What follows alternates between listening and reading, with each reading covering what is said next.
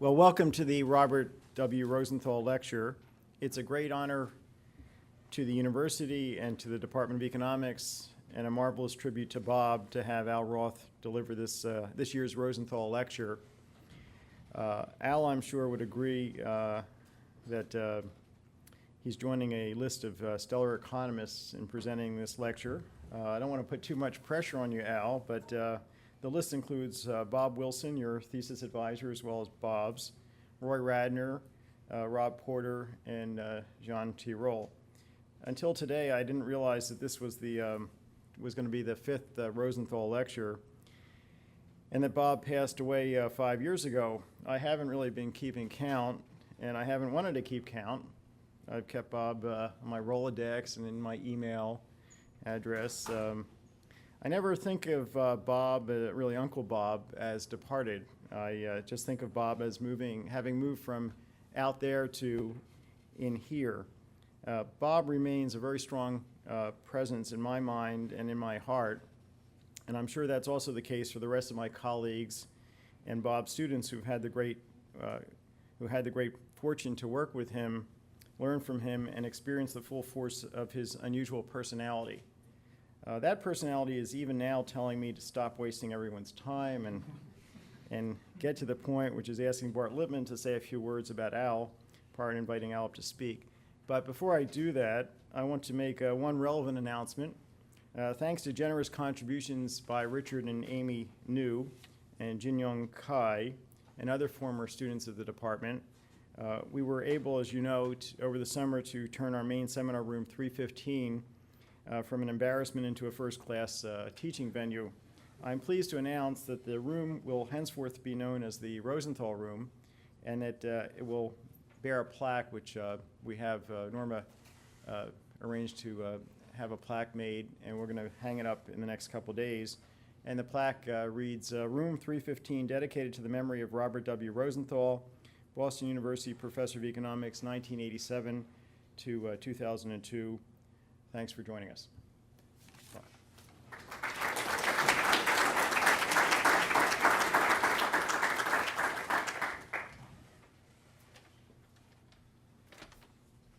Okay. Well, it's naturally an honor to introduce the speaker in general for the Rosenthal Memorial Lecture. It's particularly an honor this year because I think the graduate students made a really excellent selection for 4 reasons. First, as you'll discover as soon as I shut up and sit down, Al is an excellent speaker. I hate to build up expectations and make his job harder, but I'm sure he'll rise to the challenge. Second, Al is a very fitting choice because he and Bob were friends for a long time. Al tells me that even though Bob Wilson was the thesis advisor for both of them, they didn't meet until later. Al started his first job at University of Illinois in 1974, and also starting in 1974 in his first year there was Andy Postlethwaite, who was Bob Rosenthal, that is, Bob Rosenthal's first student. And so they were colleagues, and Bob was at Northwestern then, which was not that far away. And that was when they met and were friends for 30 years after that. So I think those of you who had the privilege of being a friend or colleagues of Bob's will certainly understand Al's loyalty to Bob over the years, and those of you who know Al or met him today will have a sense of the converse as well, which brings me to the third reason why I think Al was a really good choice. Al is a really pleasant person to hang around with, so it's good to, we have part of this job of coming over here and giving this talk, of course, is spending time meeting people and talking to the students about their research. I think Al is a great person to do that. If you spend 10 minutes with Al, you hear at least one very funny thing and at least one very insightful thing, and they're often the same thing, which I admire. I was tempted to quote a couple of his lines, but I figure he's probably recycling them, and I'd screw up his punchlines completely.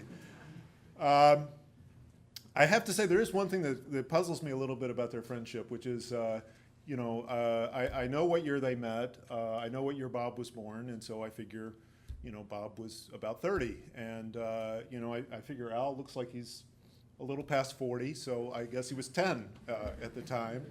And part of that makes sense. He's a really smart guy, so he's probably a child prodigy. And, a professor at 10, tenured at 12. So that part makes sense. It's just I have a hard time picturing Bob at 30 hanging around with this 10-year-old, even if it is Al. I have to say one possible explanation that occurs to me here is that it says something about my age that Al looks about 40 to me. And support for this hypothesis comes from the fact that he looks exactly the same way as I remember him looking when I met him 22 years ago when I was an assistant professor at Carnegie Mellon, and he was this big shot next door at University of Pittsburgh. So I don't know. Anyway, but I should get more serious. So the last reason that I think Al was a very good selection is, of course, that he's a terrific economist. So let me tell you a little bit about his academic accomplishments. Al received a BS from Columbia and an MS and PhD from Stanford, all in operations research. As I mentioned, his first job was in 1974 in the economics department at Illinois. Actually, I lied a few minutes ago. I know how old he is because his birth date is on his vita. And if I can do math correctly and read his vita correctly, he wasn't a tenured professor at 12 or whatever, but he was actually a professor at the age of 23 and a tenured full professor at the age of 28, which many of us in this room find very depressing. Al was the A.W. Mellon Professor of Economics at the University of Pittsburgh from 1982 to 1998. He's been the George Gunn Professor of Economics and Business Administration at Harvard since 1998, or 99. I probably screwed that up. Okay. He has written or edited 7 books. His vita lists 136 published or forthcoming papers. Is a remarkably wide-ranging set of papers. He has papers in all the sort of usual suspects, econometrica, the AR, JPE, QJE, and all that jazz. And then a few that might surprise you if you don't know much about what Al does. He has papers in science, the University of Chicago Law Review, the Journal of the American Medical Association, AI Magazine, Gastroenterology, and the American Journal of Transplantation. Al has received numerous honors and awards, both for teaching and research. He's been a fellow of the Econometric Society since 1983, fellow of the American Academy of Sciences since 1988. He was a Guggenheim Fellow and a Sloan Fellow. To give you some idea of the wide range of activities Al has been engaged in, he was one of the founders of the New England Program for Kidney Exchange and is currently on both the Council of the Econometric Society and the Board of Directors for the Institute for Innovation in Public School Choice. I'm tempted to tell you a bit about Al's research, but he'll do that much better than me. So instead, please join me in welcoming Al Roth.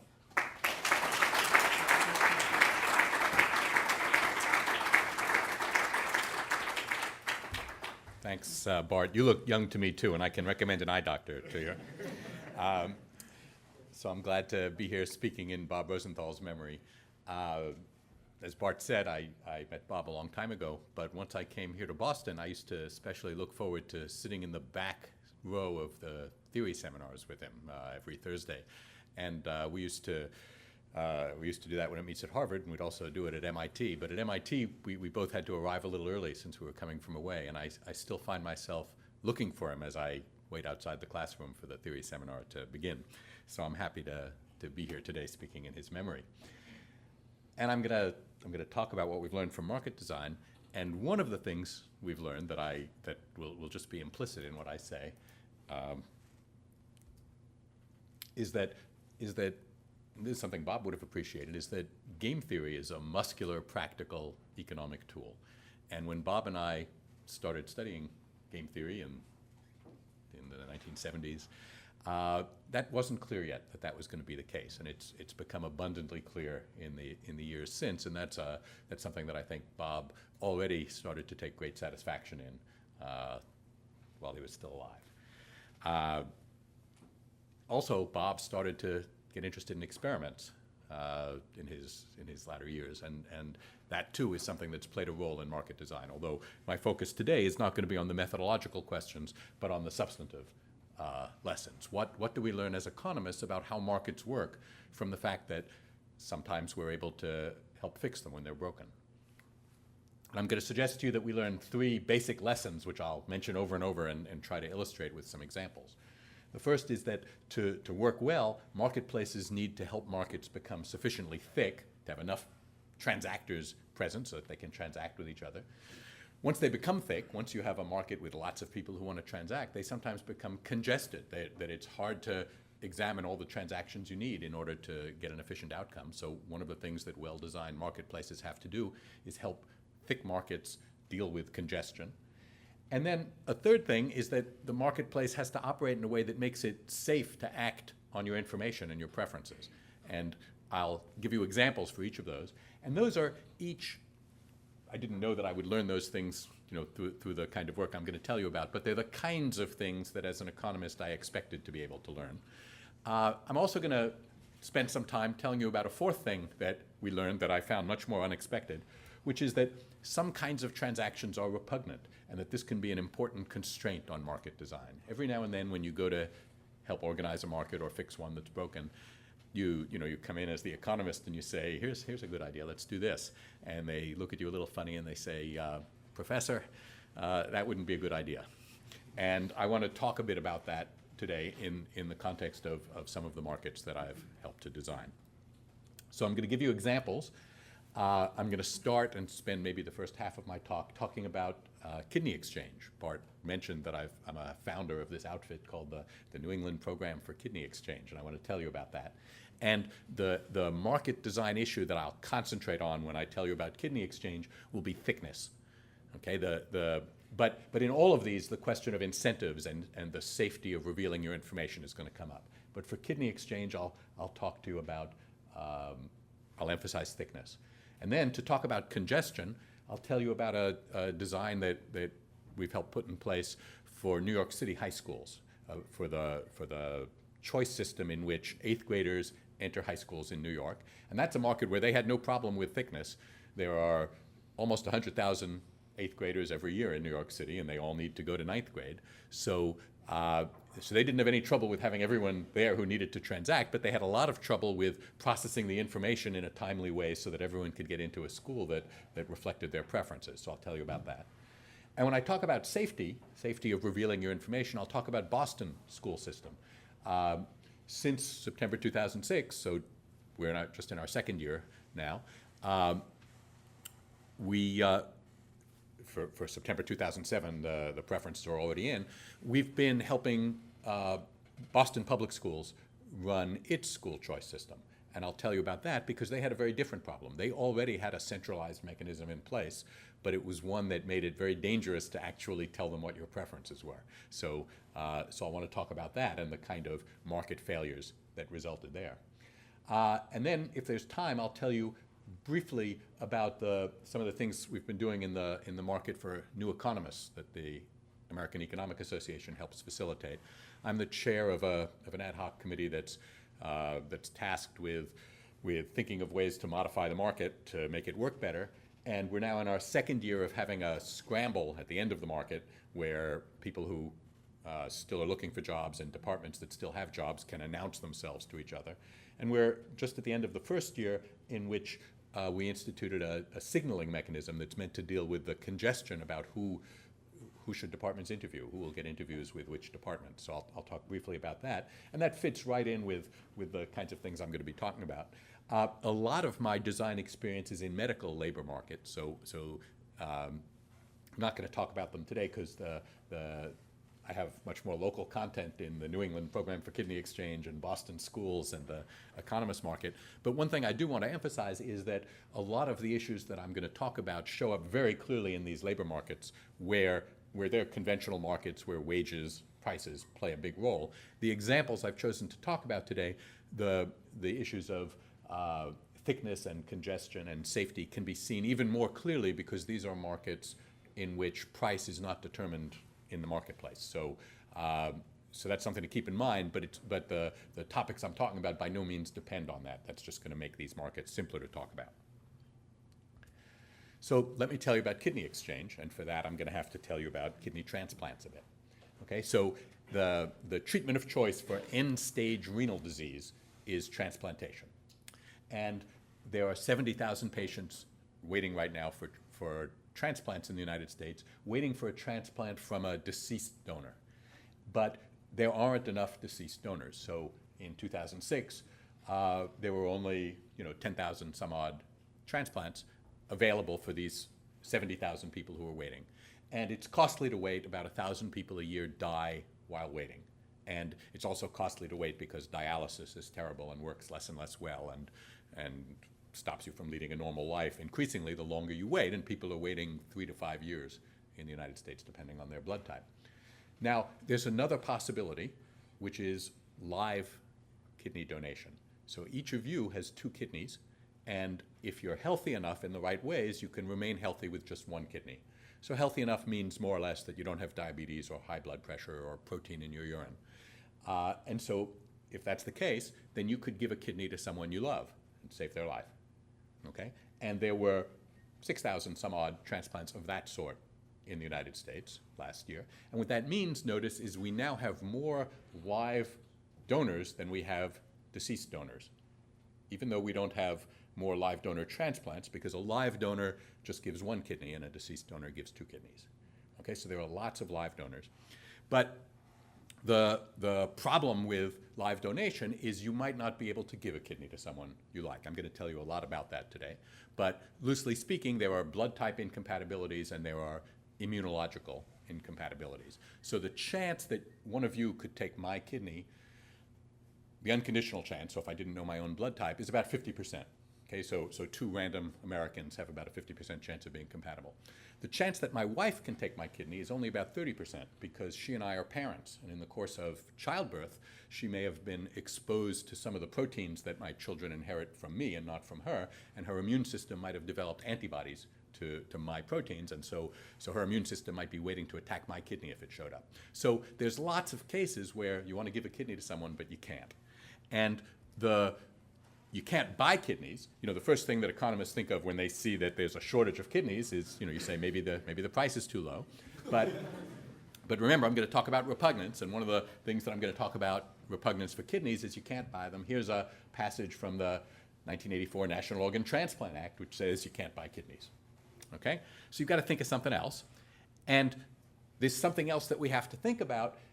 Brings us, I'm going to talk to you about kidney exchange, it brings us back to the classic problem of the double coincidence of wants, the way Jevons enunciated it, which is what we're going to be looking for is ways to trade kidneys, right? I want to give a kidney to someone but can't, you want to give a kidney to someone but can't, but maybe I could give a kidney to your patient and you could give a kidney to my patient. And of course, that only works if it's a double coincidence, and I'll talk about relaxing that. That only works if you have a kidney we can use, and we have a kidney you can use. This is exactly Jevons' double coincidence of wants, which he goes on to conjecture. This is the beginning of his theory of money. He goes on to say, the only way you can solve this double coincidence of wants in an efficient way is to have money, so that we can buy something now and be able to use the money to, we can sell something now and be able to use the money to buy something later. But of course, we can't use that for kidneys because it's against the law. Possibly for other reasons. And so what we're going to have an opportunity is to partly see whether Jevons was right, whether we can do this without a medium of exchange. Okay, so I already pointed out, so let me show you a little bit about kidneys and why it looks promising. I already pointed out that there are now more live donors than there are deceased donors. The big thing to notice, though, is there are lots more unrelated donors than there used to be. Okay, so the first kidney transplants actually were done in Boston in the 1950s and were identical twins. But as the technology has developed, immunosuppressive drugs come to be used. If you get a kidney transplant from someone who's not an identical twin, then for the rest of your life you'll take immunosuppressive drugs. And it turns out that the survival rate of the kidney, if you have a genetically identical sibling, that's the best survival rate. But the next 2 lines are ordinary siblings and unrelated people, and you see the survival rates are just as good. So if you don't have a genetically identical twin on this vector of proteins, then my kidney is just as good for you as your brother or sister's, okay? And much better for you than a deceased donor kidney, okay? So there's reason to think that there's gains from trade. That is, if we have 2 incompatible patient-donor pairs, a patient with a willing and healthy enough donor who can't actually give them a kidney, then exchange is going to be possible because that kidney would be good for you too. But live donor transplants have not been well organized in the United States until recently. That's what these programs for kidney exchange are about. So for deceased donors, there's an elaborate national system of how to allocate deceased organs. It's different for each organ. It's changed periodically for both medical and political reasons. But with live donors, what would happen is if you have kidney disease, your doctor is a nephrologist, and someone loves you and wants to give you a kidney, and you come in to your doctor with your donor, and they do a blood test, and if you get through that, they do a tissue test. But if you flunk any one of those, they say, sorry, your donor's kidney is not compatible with you. It doesn't work. And at that point, traditionally, up until 2004 at least, the donor went home and vanished from the records. That is, the donor is not a patient. The donor doesn't appear on your medical records. So any possibility of exchange mostly went away. Now, there were occasionally exchanges arranged more or less by accident. That is, there were 14 transplant centers in New England, and prior to 2004, there were only 5 exchanges. But there were some exchanges, and that's important because it means that exchanges aren't repugnant, unlike buying or selling a kidney. So it gives us something to work with. And those exchanges would when I say they would develop by accident, there would be 2 ways they happened. I actually know something about those. Sometimes you go see your doctor and you have type A blood and your partner has type B blood, and they say, sorry, it doesn't work. But you know, just yesterday, there was a couple in here with type B and type A, and maybe we could do an exchange. And sometimes of those 5 exchanges, some of them were arranged not by doctors, but by patients and their spouses meeting in the waiting rooms of dialysis clinics. So you're sitting there in the waiting room for your spouse, and you strike up a conversation, and you say, you know, I would have loved to give my spouse a kidney, but I'm type A and she's type B, and the person you're talking to says, that's funny. You know, we're just the reverse. So the problem of the market, the reason there weren't more exchanges, was a problem of thickness. It was hard to find people to exchange with because there was no central database that was keeping the records of who might be able to exchange with whom. So the market design problem is how to set up such a market. Now I'm going to quickly take you through a series of papers. The reason I mention them is I want to tell you something about the kind of conversation that goes on in market design. In other words, here we are economists, and let me tell you, so my economist colleagues are Tayfun Sunmez and Utku Unver, and my doctor colleagues have come to be Susan Seidman and Frank Delmonico in New England, and now some Ohio surgeons as well. But when Tayfun and Utku and I wrote this paper, we sent it to lots of, we wrote the paper, we read about some of those 5 kidney exchanges. They were in the newspaper whenever they happened. It was a rare event. And we wrote a paper on how we thought it might be organized, and we sent it to lots of surgeons. And mostly they didn't respond. It will come as a shock to you that surgeons don't automatically think of economists as fellow members of the helping professions. But Frank Delmonico, who was the chief of renal surgery at the General, came to lunch, and we started talking to him.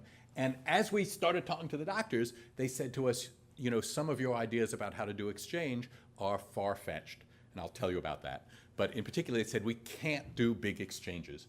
It's hard to do that. We're only going to be able to do small exchanges. So we then wrote a paper, the second paper that came out in JET, that we took them very seriously. We said, okay, we're going to, you know, supposing you can only do exchanges of size 2, you know, just the double coincidence, you'll get a lot fewer transactions than if you could do larger exchanges, but let's see, if that's all you can do, let's see how we would organize an exchange for you. And what we've been doing since then in the paper coming out in the AR and in the 2 papers in transplantation journals, is we've been trying to take back the idea that we've been trying to convince them, and I think we now have, that they should develop the infrastructure to at least be able to do 3-way exchanges, okay, that there should be 3 couples, and that if we can do that, we can get almost to the efficient frontier. And if we don't, if we restrict ourselves to double exchanges, you know, between 2 pairs, then we won't. So that's the story I want to tell you. But partly what I want to emphasize is this isn't something that at least we figured out, you know, sitting in our offices. It was more a question of getting the idea out there where we could discuss it with people, and then finding out what the practical constraints were. And that's a very common experience in market design. So one of the lessons that we've learned from market design is that details matter, and that there are lots of constraints out there that you don't see right away. Okay, so what are the objectives of a kidney exchange? First of all, we want to assemble a database. We want to make the market thick. But once you've made the market thick, the question is even in order to make the market thick, how can you set it up so that patients and transplant centers will want to participate, will contribute to the thickness? And in particular, what are you going to do with that database? How are you going to make the matches in order to get efficient matches? And so you want to find the efficient matches in a way that make it safe for patients to reveal their information, for transplant centers to reveal their patients to a general exchange.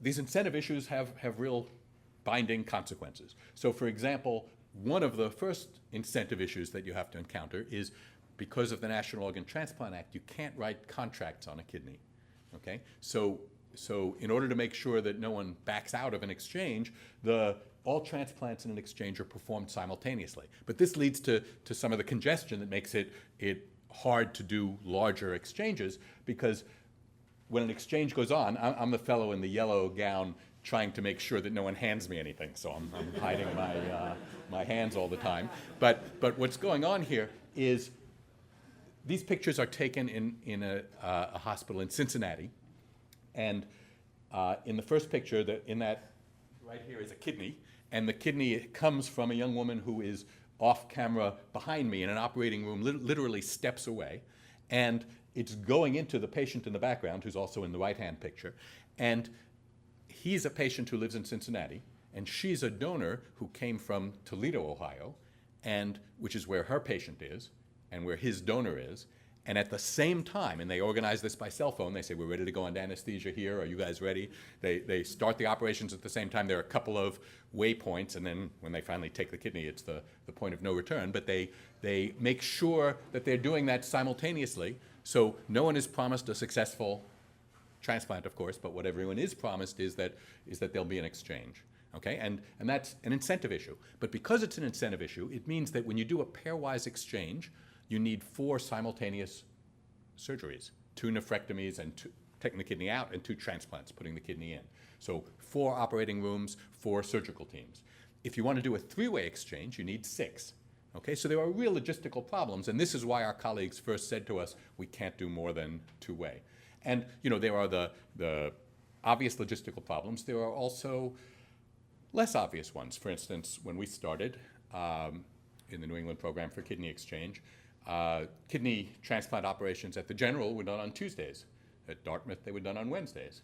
It takes a while to unravel those, to get everything in order, because, of course, the operating rooms are busy on the other days. The cardiac surgeons are at work and so forth. So it takes a while, and I'll tell you a bit about this, but on the one hand, it's been surprisingly fast, and on the other hand, it's frustratingly slow, how we're able to make the modifications we need to.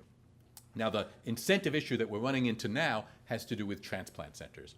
Okay, so the issue here is, here's a little graph of how we might, of the kind of data that we have twice monthly conference calls to arrange matches now. My colleagues and I have organized the software still. So here's a little graph, and what it says is you have 4 pairs here, and a pairwise exchange is possible between pair 1 and pair 2, or between pair 1 and pair 4. And another pairwise exchange is possible. Pair 2 can not only exchange with pair 1, it can exchange with pair 3. Okay? So you can see, first of all, that there's an optimization issue here. If we were to do an exchange between pair 1 and pair 2, we'd only get 2 transplants. Whereas if we do one between pair 1 and pair 4, and pair 2 and pair 3, we get 4 transplants. So that's the one we'd like to have. But supposing pair 1 and pair 2 are both incompatible patient-donor pairs at the same transplant center, then that transplant center looks at them and it says, we're going to send some people to the kidney exchange. We're going to publish some of our patients to the kidney exchange, but we don't have to publish pair 1 and pair 2 because we can just do them here. Now, of course, if pair 1 and pair 2 aren't made available to the exchange, we won't get the efficient match. In order to give it proper incentives this is a real issue. So I'm involved in a consortium called the APD, Alliance for Paired Donation. It's a Midwestern-based consortium. And I was on a conference call the other day. We've been saying this for years to our doctor friends, but mostly they say, okay, we'll worry about that when we have a national exchange. But sometime earlier this calendar year, I was on a conference call and I said something like this, and there was a pause, and someone from a Midwestern state said, actually, that's our hospital's policy. We don't send you the pairs that we can do ourselves. And I said, aha, what would it take for your, they said, it's not our policy, it's the hospital's policy. So we said, okay, what would it take to get the hospital to expose, to publish your patients to us? And they said, oh, we'd want to make sure they'd get transplanted, which of course you can do. That is,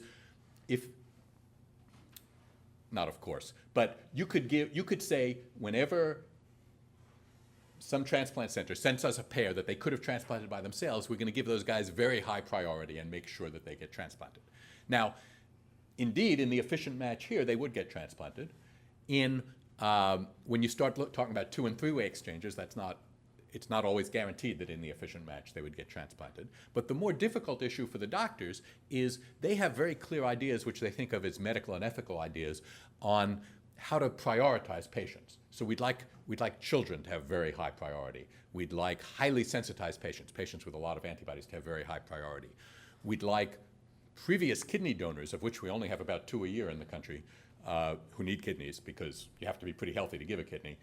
We'd like them to have very high priority. But to get a transplant center to send us their candidates, we'd have to say these guys will have even higher priority.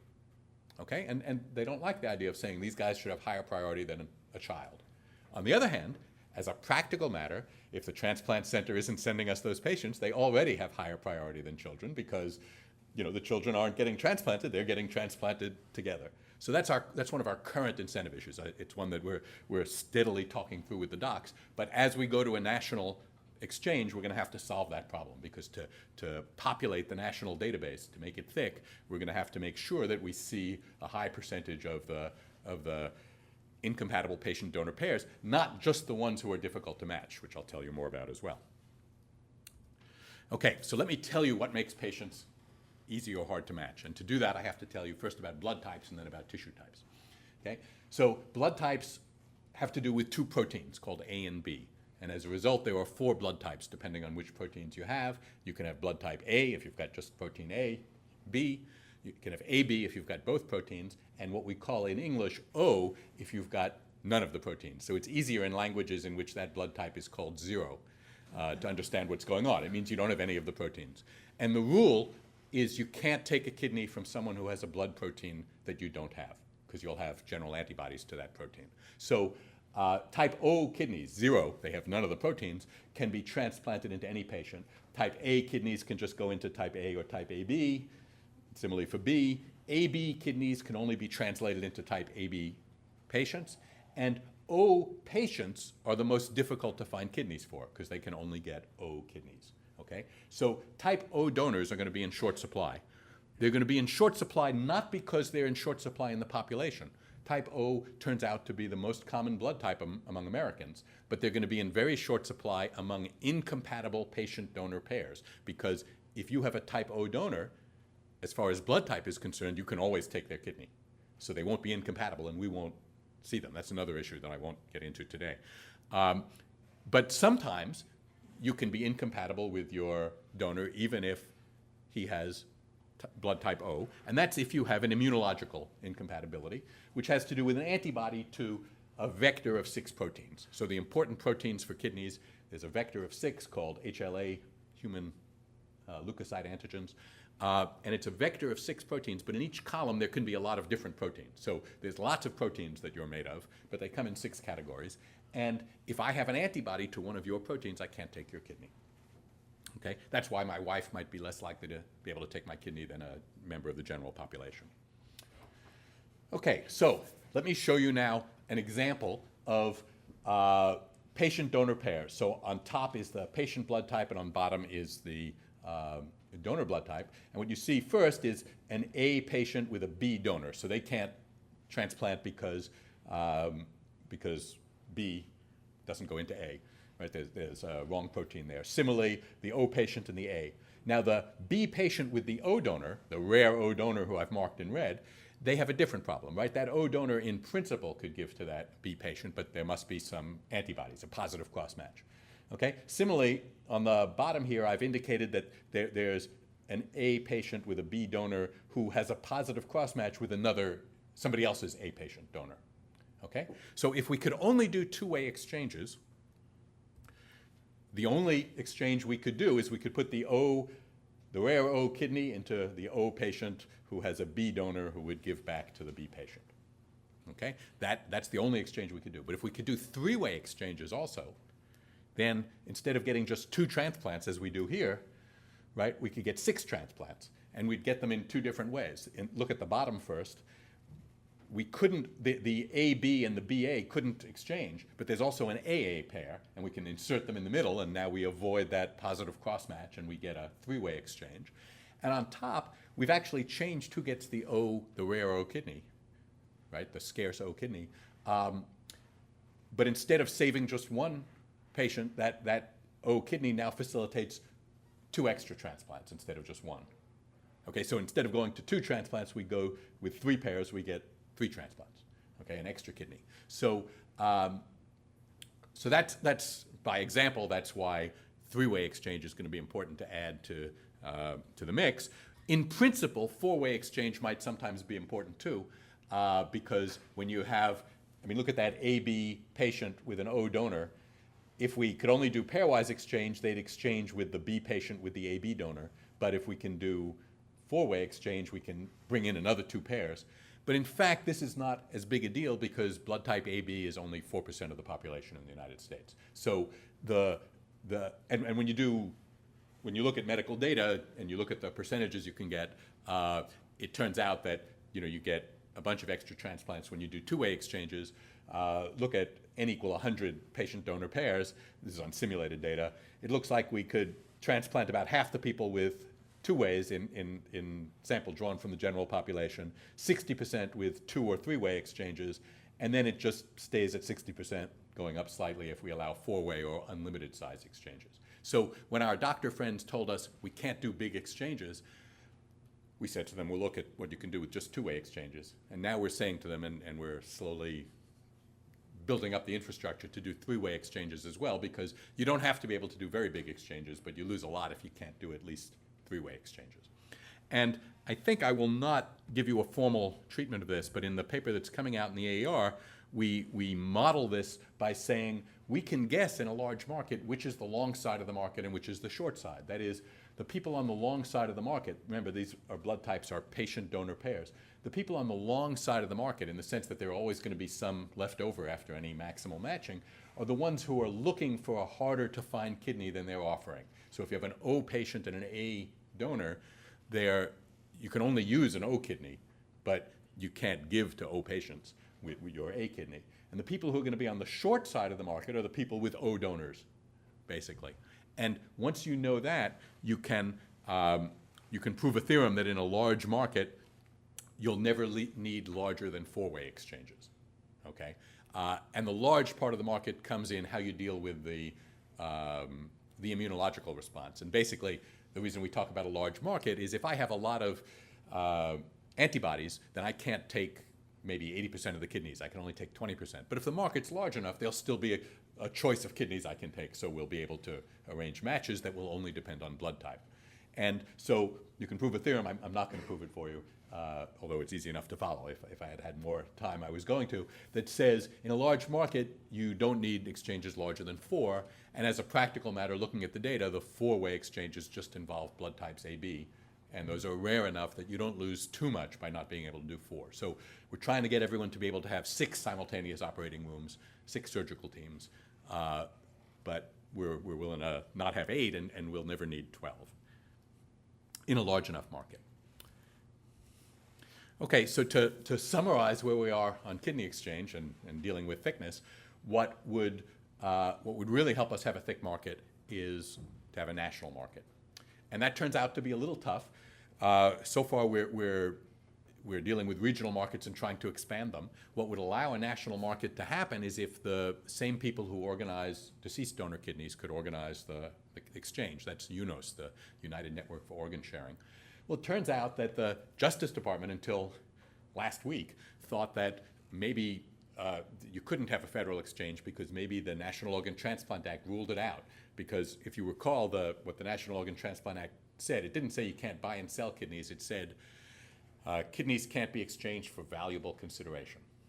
Well, so this year, already passed in the House and the Senate, is new legislation that says kidney paired donation shall not be considered to involve transfer of human organ for valuable consideration.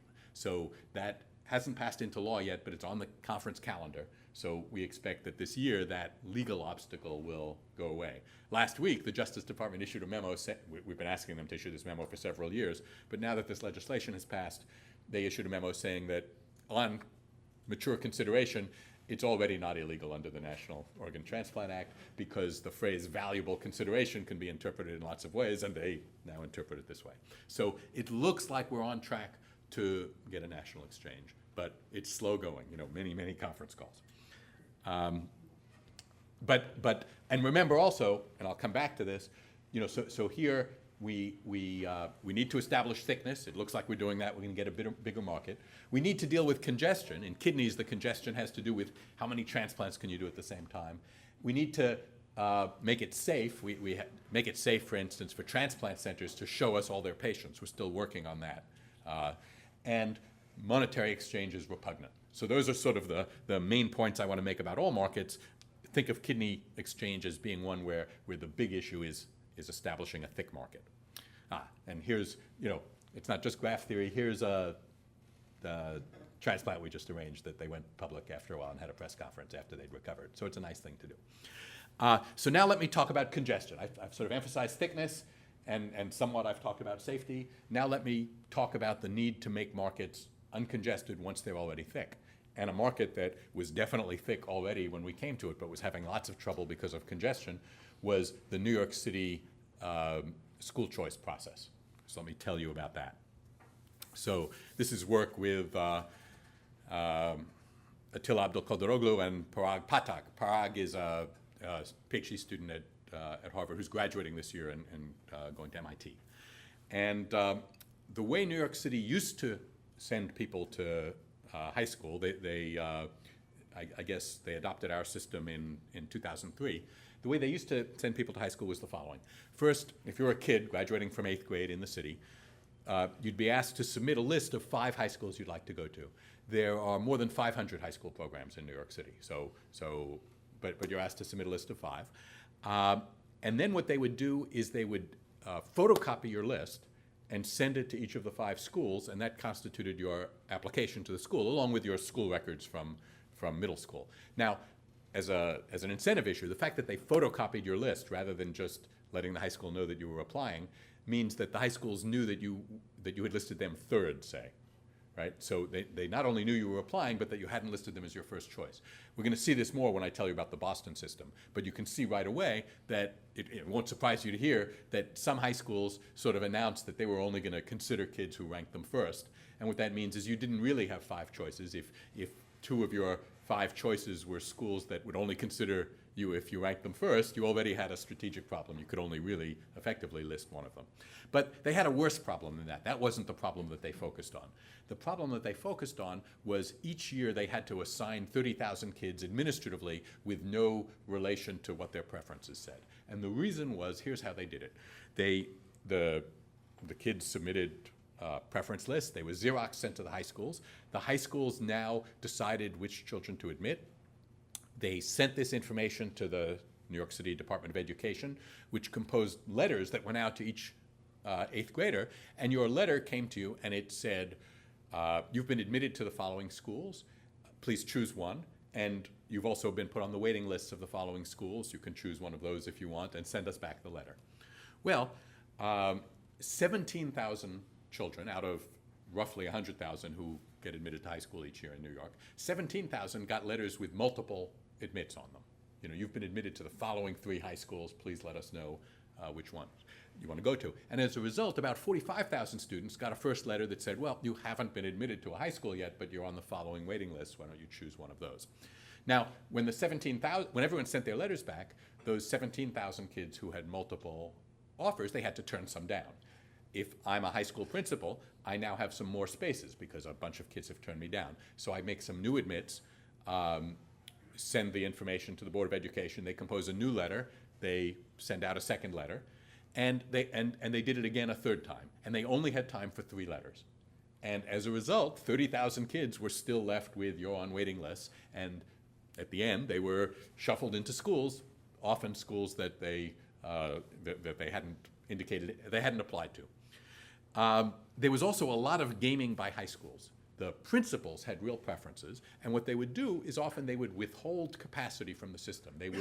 They would discover in September that a classroom that didn't look like it was going to be fit to, in good condition to hold as a classroom was actually good, or several classrooms, and so that they could actually admit 60 more ninth graders than they had thought they were able to. This would happen regularly, and with some schools it happened with more than half of their positions. And what was going on, of course, was they were finding that they could admit kids they liked better than the ones they would be assigned through this chaotic process. In particular, you didn't want to be randomly assigned the 30,000 leftover kids. You'd much rather help choose the children who were going to come to your high school. So we helped them build a centralized clearinghouse that I'll tell you about that works a lot better. And in particular, we only have about 3,000 kids a year who have to be assigned administratively now. Turns out in a population of 100,000 eighth graders in a city like New York, there's some number of kids, it's smaller than 3,000, but not all that much smaller. There's some number that you just can't get any preference lists out of. So that's sort of you can't get a lower number than that. There's some number that are involved in the criminal justice system. So the 3,000 is actually a pretty small number. So let me tell you about that. Okay, so I've already actually told you some of this. Only about 40% of students received initial offers. Okay, so it's a smaller number than I thought, and the rest were put on waiting lists, and it took a while for them to get these letters out.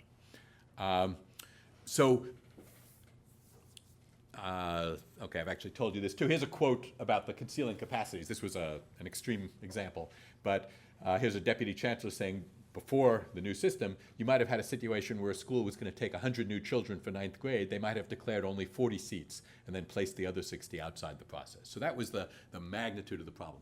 One reason it was such a big problem was New York City had for years had a decentralized system of local school boards. And when Mayor Bloomberg came into office, the city clawed back this authority and brought schools under central control. But they actually had very little information about the recent history of those schools and so forth. So school principals were very active players. And being very active players, we understood that one of the incentive requirements of this new system is we were going to have to satisfy the principals that they were getting students they wanted so that they wouldn't withhold spaces from the system. Just as with kidneys, we have to convince, to make the market think, we have to convince transplant centers to show us all their patients. So here we want principals to show us all their seats. So the New York City system is actually pretty complex, but let me give you a very simplified version of how it runs, because it runs using one of the original ideas in matching theory. Goes back to a famous paper by Gale and Shapley in 1962, and it works something like the following. And again, the actual New York system is a three-phase system that takes into account all sorts of things, like there are 6 exam schools and a bunch of screened and audition schools. There's a lot of local New York City character, but here's a stripped away idea. It starts off with something that we actually would have liked to relax. Okay, it used to be that students could only list 5. We said to New York City, let's let them list as many as they want. That's a battle we lost. And instead, students can only list up to 12 choices. So 12 is better than 5, but it's not as good as being able to list as many as you want when there are almost 600 high school programs in New York City.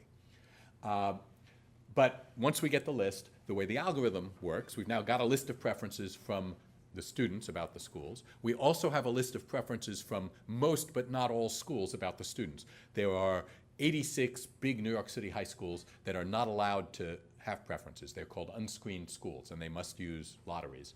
There's a bigger number of smaller schools that is required to use lotteries for half of their positions. So there's a whole set of New York City things that have to go on this, and I'll tell you a little more about those later. But not worrying about that right now. We have the students' preferences for schools. We have the schools' preferences for students.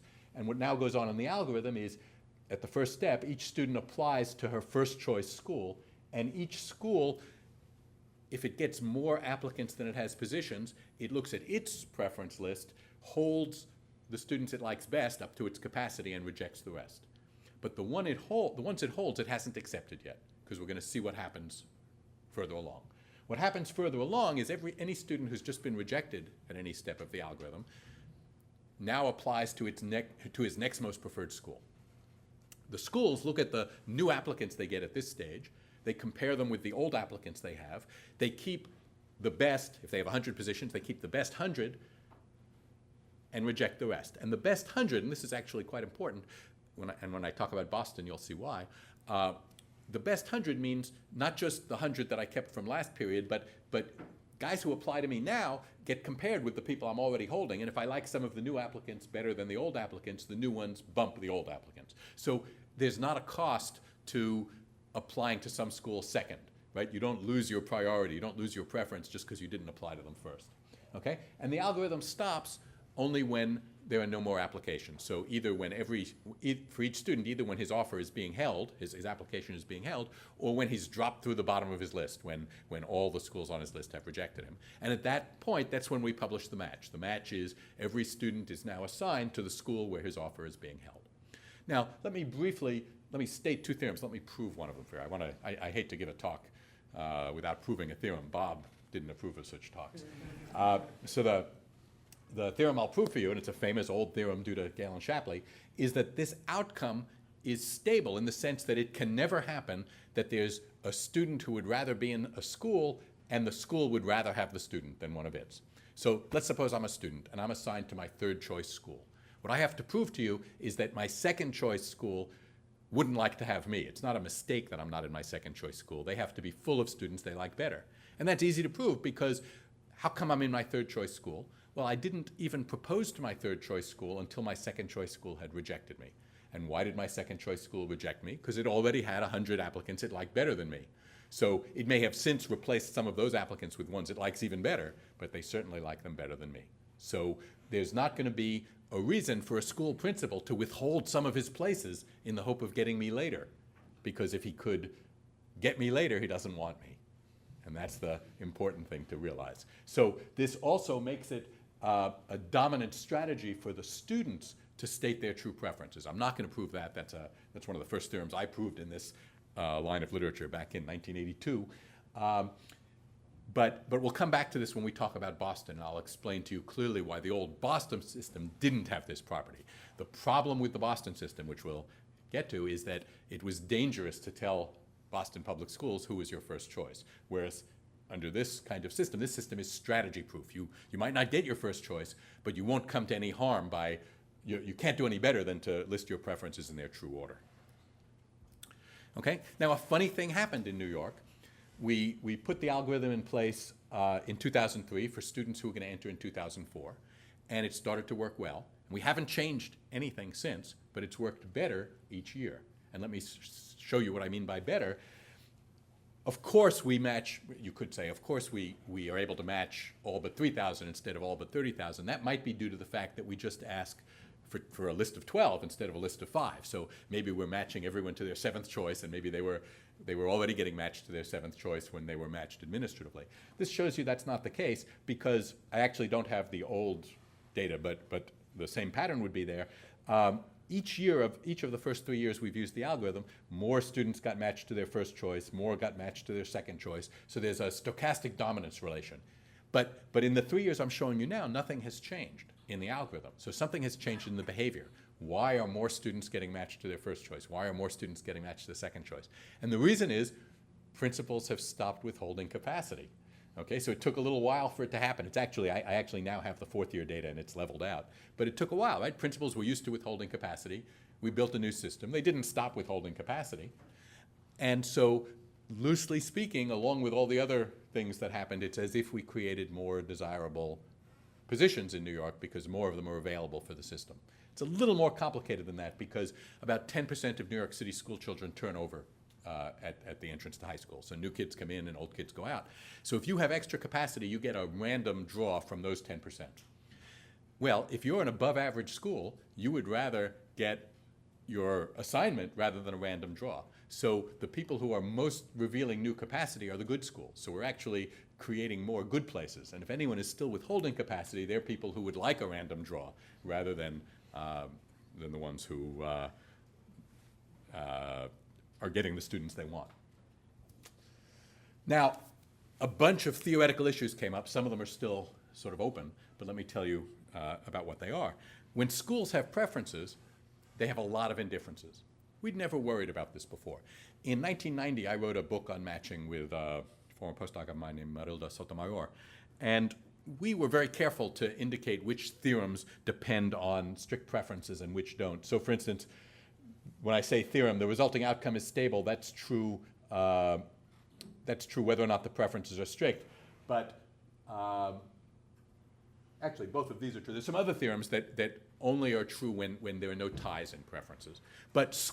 And we didn't worry too much about ties because we were mostly thinking about labor markets. And in a labor market, if you go on the job market and you get 3 job offers and you're indifferent between them, I think of that mostly as a non-generic case. That is, you're indifferent between them because you don't have quite as much information, so you go around looking for information. If one of them adjusted its salary a little, you wouldn't be indifferent anymore, things like that. So mostly when I think of people on labor markets, I say, of course people may sometimes be indifferent, but it's a special case. But with schools, of course, schools are deeply indifferent between similar children.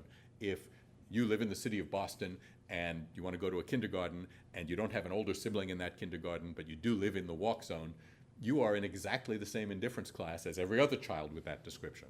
So how we break ties when a school doesn't have enough capacity to accept all the children in the same part of its preference class might have consequences. And in particular, it might matter how you break ties. You might be able to make more kids happy with some tie-breaking rules than with others.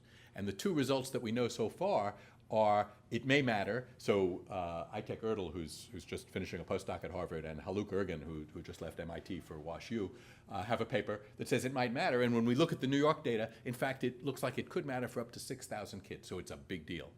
On the other hand, Parag and Attila and I have a theorem which says if you do anything, what we did in New York is random tie-breaking. And if you have a mechanism that is better than random tie-breaking, then your mechanism isn't strategy-proof. So there's a tension here between when we see the true preferences, we see that we could make kids better off. But if we started to make them better off, the way you make them better off is you say, sometimes there might be trades that wouldn't disturb stability, and you can trade a school. But if we started allowing people to trade schools, then there'd be a reason to put popular schools higher on your preference list. Because if you don't get your first choice, instead of trying to get your second choice, maybe you should try to get a popular school that will allow you to trade for your first choice. So we actually know nothing about how much of these apparent efficiency gains for those 6,000 kids could be achieved. So there's a big open question of, what's the equilibrium behavior of a mechanism that would try to be more efficient? Are those actually achievable gains, or would you no longer see the preferences which give you the information you need to look for efficiency gains? So we know very little about that now.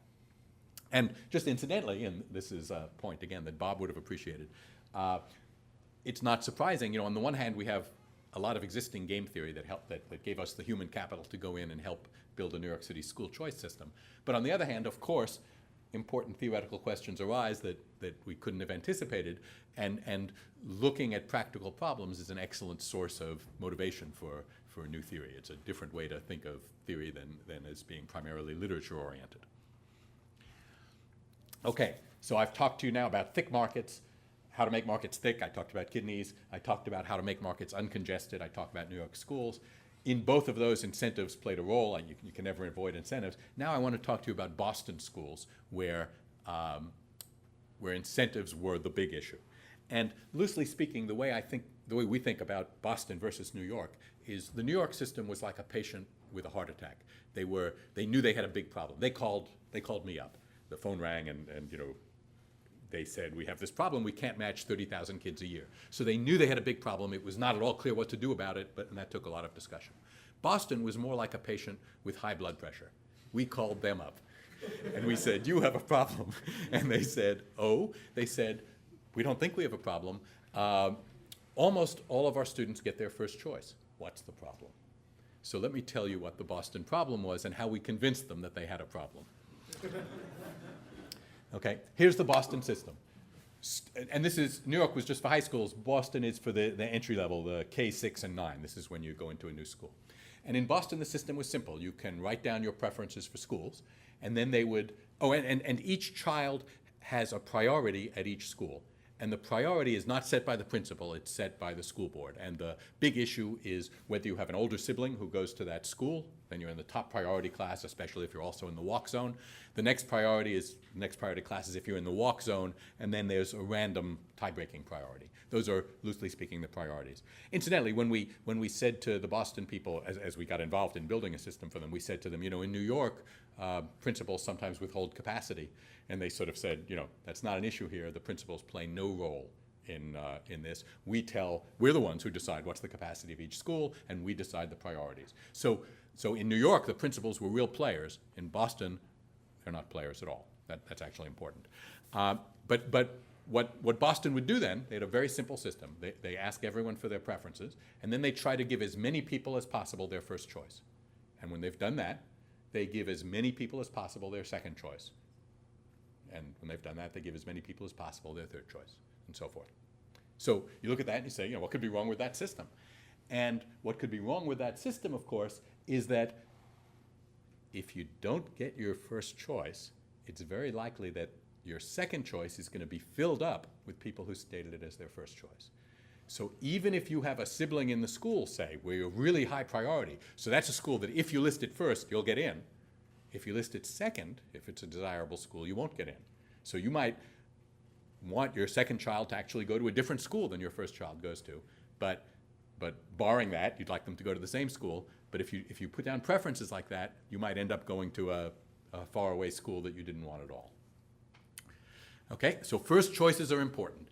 And what that means is it might be too risky to put your true first choice down. Maybe you better put as your first choice the pretty good school that you can get into, which of course if lots of people were doing would be why lots of people were getting their first choices. It wouldn't be their true first choice, it would be the first choice that they'd submitted. So we said this to Boston Public Schools. It was a little complex, but eventually, we were very impressed with them. Eventually they said, you could be right, prove it.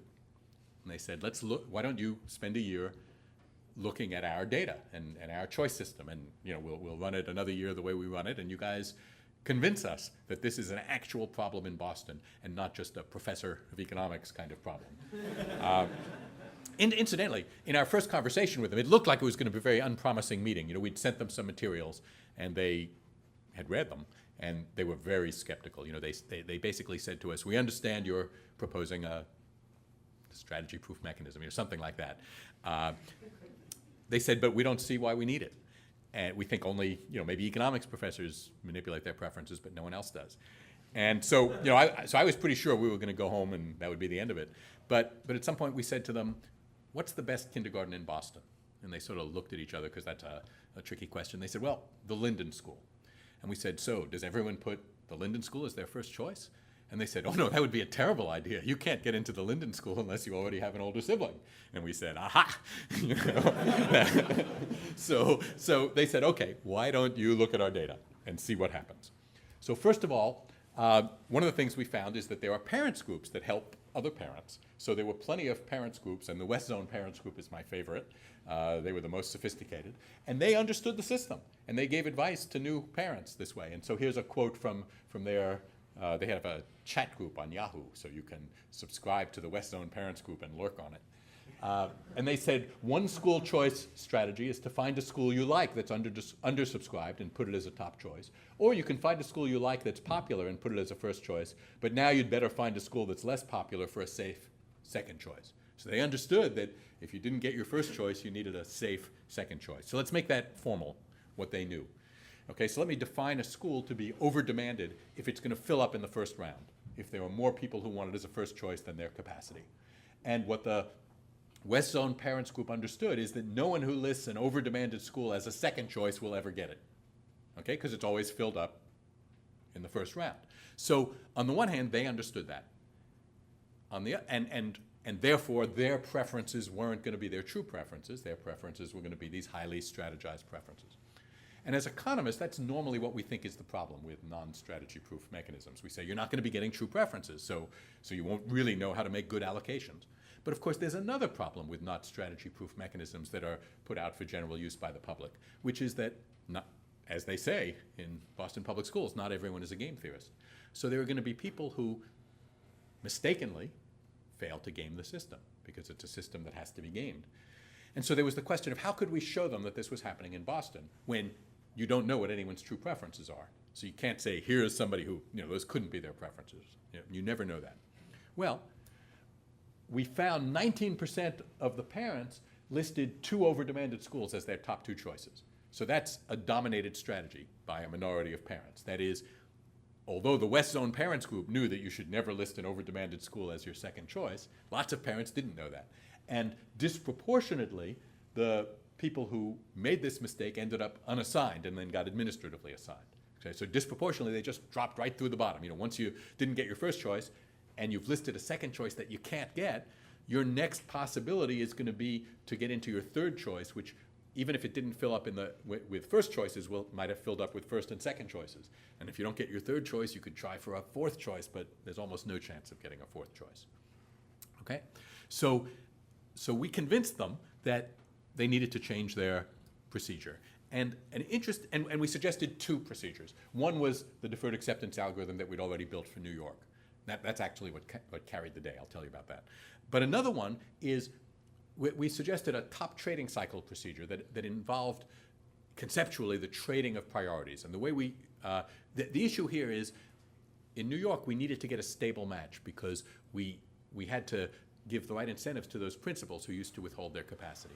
But that's not an issue in Boston. So there are efficiency consequences for the kids to get a stable match. There are extra constraints. So we said, you can even do better than they do in New York. And here's the way in which you could do better. Supposing, we asked them, we had public meetings. This actually came to a vote. So we went to meetings of the school committee and they said, how should we think about these? And we said, here's what we think is the essential issue. Supposing that my child would like to go to the school that your child has high priority for, and your child would like to go to the school that my child has high priority for. Would anyone mind if they traded?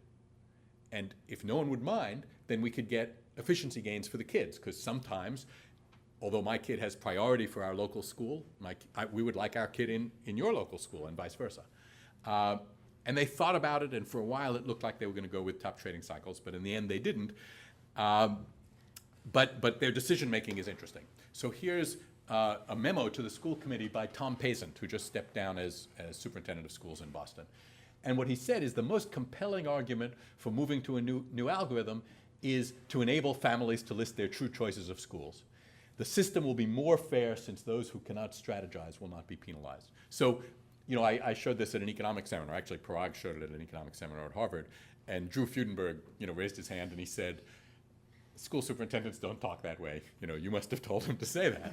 And of course it's true that we did, but of course we made many arguments. This is the one that proved compelling. This was the one that got made at public meetings of the school committee and that ultimately was voted on.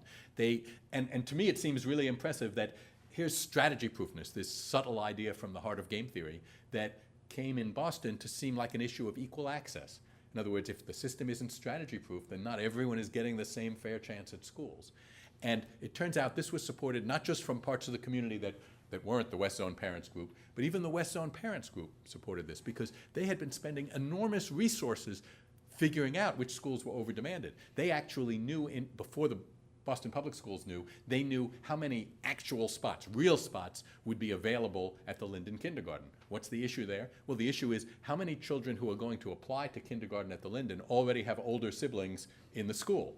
Well, you can find that out by going to the playground with your kid and talking to the moms and stuff like that. And then they would publish it on their site. So they were going to great lengths to find out, how many positions were available, which schools were over-demanded, instead of finding out which are the nice kindergarten teachers who will get along with your shy kid and that kind of stuff. So they were actually glad to be able to redirect some of their efforts to figuring out which are the good schools. So it was a fairness issue. And of course, there's also this issue, an additional benefit. This is still Tom Pazant's words. He says, another system is that they'll have better data. Once people can safely submit their true preferences, they'll have better data about which schools are liked. And in New York, where we finished the 4th year, we've already seen the benefits of this. They've actually closed some schools based on the preference data because it's hard to close schools, but if people can indicate their preferences, you start to have the schools get smaller, and it's easier to close small schools than big ones. And second, you have some arguments about closing them. Now, they went for deferred acceptance. They didn't go for top trading cycles. And the reason they didn't is going to bring me back to this discussion of repugnance and how some transactions don't seem appropriate all the time. They said, there might be advantages to top trading cycles. They're explaining, there's Boston Public Schools now explaining why they're not recommending that the school committee vote for top trading cycles, but instead vote for deferred acceptance algorithm. There may be advantages to this approach, particularly if 2 lesser choices can be traded for 2 higher choices. It may be argued, however, that certain priorities, for example, sibling priority, apply only to students for particular schools and should not be traded away. So here they had a feeling, sort of like people have about kidneys, that they say maybe you shouldn't be able to trade them. With kidneys, it's maybe you shouldn't be able to trade them for money. So I want to come back to this question of the folk ideas that we as a society have about what's tradable and what isn't under what circumstances, because this is a big constraint, of course, for kidneys. Okay? So to just sort of summarize Boston, the thing that impressed me most was that strategy proofness can be understood in this terms of fairness and equal access. And that really came as a bit of a surprise. And we're now in our second year. So the second year data is in, the matches have been made. We haven't received the second year data yet. We're going to get it after the end of the school year. And we look forward to, understanding better what's happening. Let me just make a couple of quick remarks about the the AEA market for new economists. That's a congestion problem, right? It's hard to interview new economists if you're a department. So to try to ease congestion, there was a thickness problem. For the second year now, we've instituted a mechanism where in March, a website comes up on the Joe site which allows people still looking for jobs to announce that they're still there, and allows departments that still have positions to fill to announce that those positions are still available. So just as the American Economic Association adds thickness to the market in January by having the meetings where all the interviews go on, we're trying to add thickness to the late part of the market to make it less costly to meet a new economist, a young economist, if you've already flown out all the people you wanted to fly out who you met at the meetings and they haven't taken your offers. Okay? What we did this year is we added a signaling mechanism to the beginning of the market to help decongest the interview part of the market, to help departments and people coordinate on interviews that might lead to actual jobs. We're going to know more about this as we get to look at the data, but there were almost 1,000 signalers this year. About half of the new PhDs on the market signaled. The same mechanism will be in place next year. And it looks, as near as we can tell from surveys about hypothetical third signals, it looks like the signals have an effect. But we are looking for a small numbers phenomenon here. Most applications don't lead to interviews, but we're trying to increase the efficiency of that process. And that's a congestion process. All right. So now, remember my original set of lessons from the market. I said markets have to be thick, they have to be uncongested, they have to be safe. And some kinds of transactions are repugnant. So I've talked about repugnance with kidneys and a little bit with Boston schools, and I've started to think more about repugnance. That is, it's not that rare that when I'm trying to build a market, someone says to me, some of the details of that, you shouldn't do that. Those would be inappropriate transactions. So I'd like to understand that better. I think it's a big deal. And let me try to persuade you of that too. I've got a paper coming out in the Journal of Economic Perspectives this summer. It'll be part of a symposium that's led off by a paper by Gary Becker proposing that we ought to buy and sell kidneys. And so the question is, how likely is that to happen? And if there are some obstacles, what's the nature of those obstacles? Okay, so let me start with a question. Why can't you eat horse or dog meat in California? And the short answer is it's against the law. Okay? And this is, it's a felony under the California Penal Code to offer horse meat for human consumption. And it's a misdemeanor to offer pets customarily used as companions or animals customarily used as companions or pets. But this isn't some ancient law from the Wild West.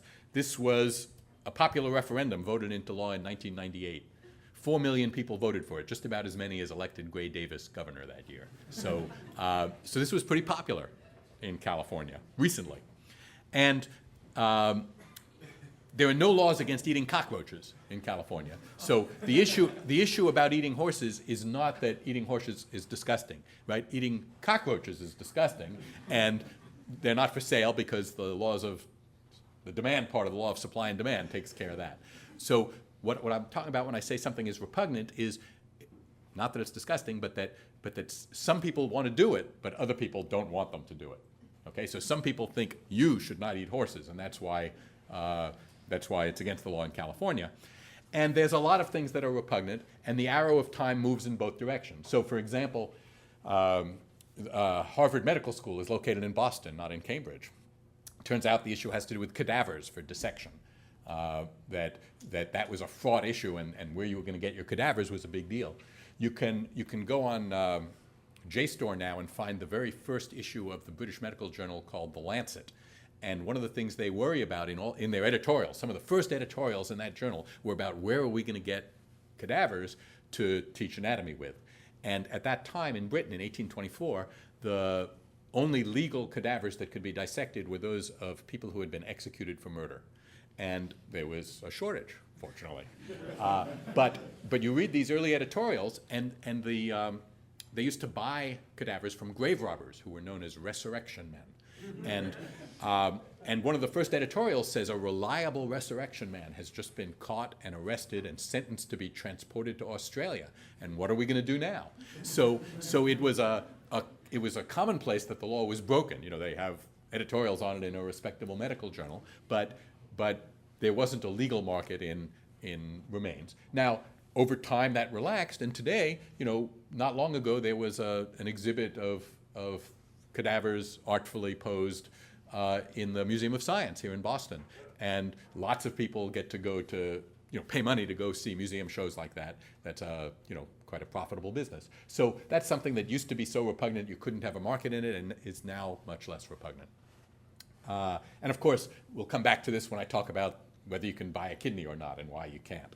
But things go the other direction too. So slavery and indentured servitude used to not be so repugnant that you couldn't have markets for them in the United States. But today they are, right? So it's not just that repugnant things become less repugnant over time. It's also things that used to be repugnant. You know, the 13th Amendment to the Constitution outlaws slavery and indentured servitude.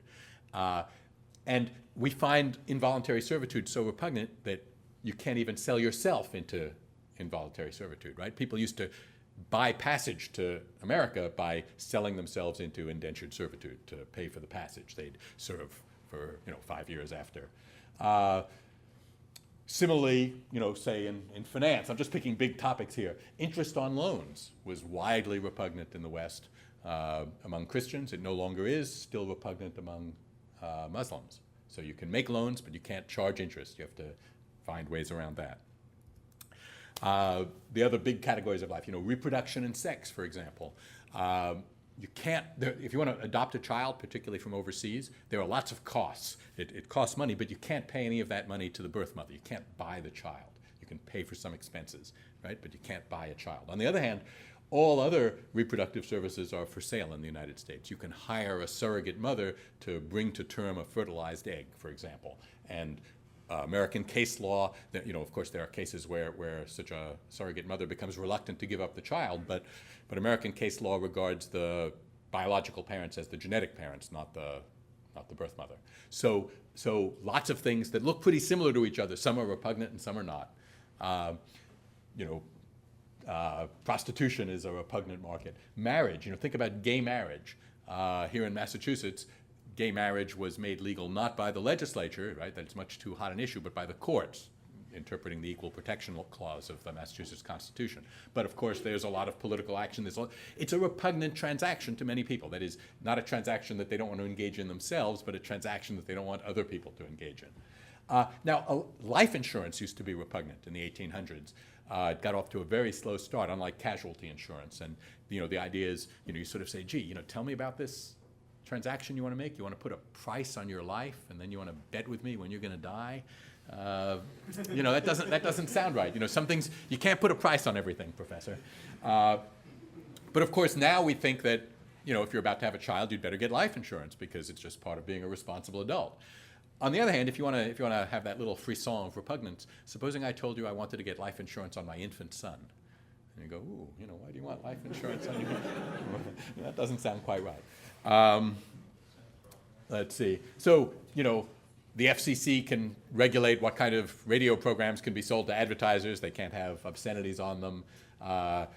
Sometimes the issue is not the transaction itself, but the price. So we have this idea about price gouging. It's okay to sell plywood after Hurricane Katrina in New Orleans at the pre-hurricane price, but not at twice the pre-hurricane price, even though there's been a big shock to supply and demand. Now, many of these, the repugnance is associated also with something else, maybe with negative externalities, maybe with rent seeking of some sort. So let me tell you about dwarf tossing, which is an example that is as simple an example of repugnance as I can find. So dwarf tossing is a sport in which a large person tries to throw a small person for distance. Here's the small person at the British Dwarf Tossing Championship in 2002. He's Lenny the Giant. He's the one wearing the helmet.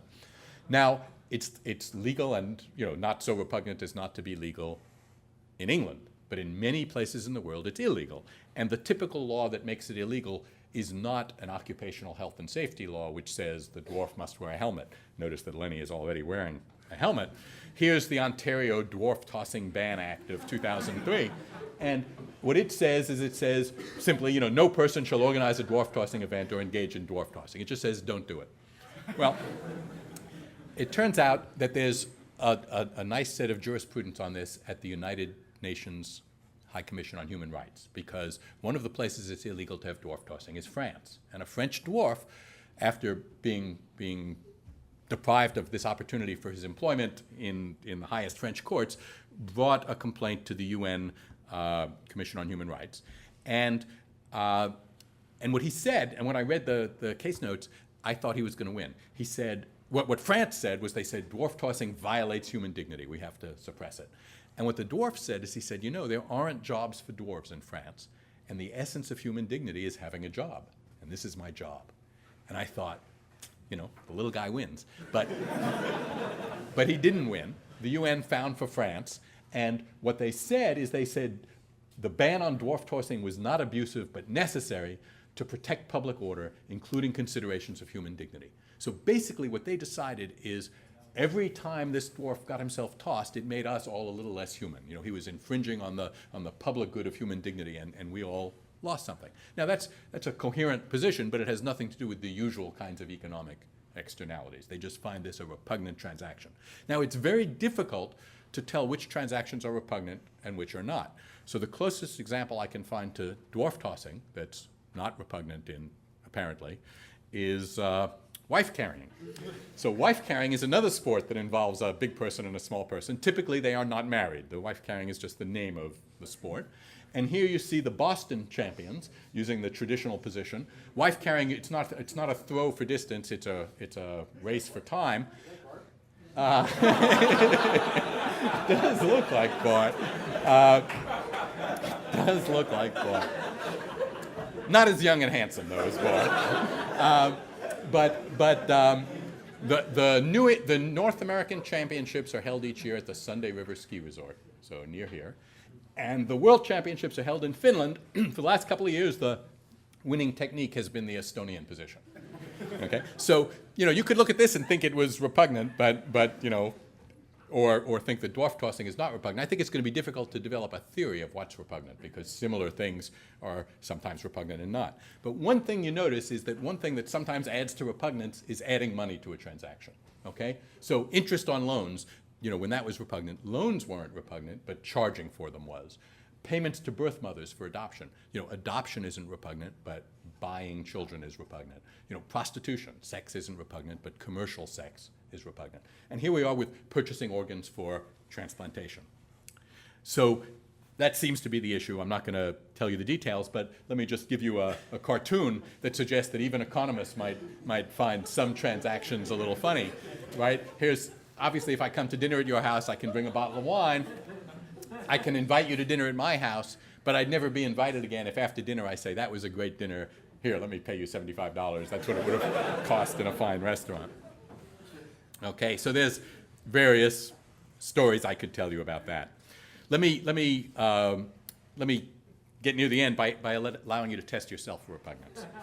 So, how about kidney sales? Should we contemplate them? Let's have a show of hands. Everyone who thinks, remember, 1,000 people die each year for lack of a kidney. Okay, hold them up high. Okay, now, keep them up. So these are people who think that voluntary transactions improve welfare and ought to be allowed. How about, instead of a market for kidneys, a market for eyes? Still good? How about arms? How about hearts? Okay, still some hardcore guys, but fewer, right? So even in a room full of economists, we recognize that some things might be hard to take. So with kidney transplants, I'm not sure that the repugnance will be overcome quickly. Whether it should or not, I leave to you. But as a practical matter, you know, when I read Gary Becker's paper and he sort of says, why don't we just buy and sell them? A little bit that reads to me like saying, why don't we just use xenotransplants? Why don't we just transplant pig kidneys into people? And the reason we don't is we don't know how yet. We can't overcome the immune response. We might learn how, and that would solve the kidney shortage, but no one thinks that'll happen soon because it's hard. I think repugnance might be hard too. I think that one of the things we've learned is people have ideas about the appropriateness of transactions. Okay, so you know, to reiterate what I've said throughout is the big lessons of market design are we need to make markets thick and uncongested and safe, but we can't do that without paying some attention to what's repugnant and what's not. And my overall conclusion is that designing markets at least has given me a different taste for theory. I now want theory to do different things for me. I want not just to understand how markets work, but I want to understand how they work in enough detail so that we can fix them when they're broken. And I'll leave you with that thought. Many of you are graduate students, so you're going to have plenty of time to work on these questions and see how they change economics. Thank you.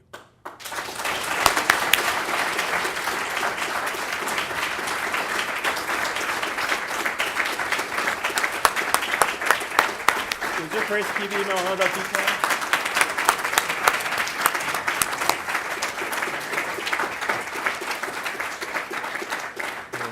Thanks, audience, for joining 2007 Professor Rosenthal Memorial Lecture. And thanks, Professor Roth, for giving us such an enthusiastic and interesting lecture and spending his precious time for graduate students. Actually, we went out having a lunch together with several graduate students. It was very nice.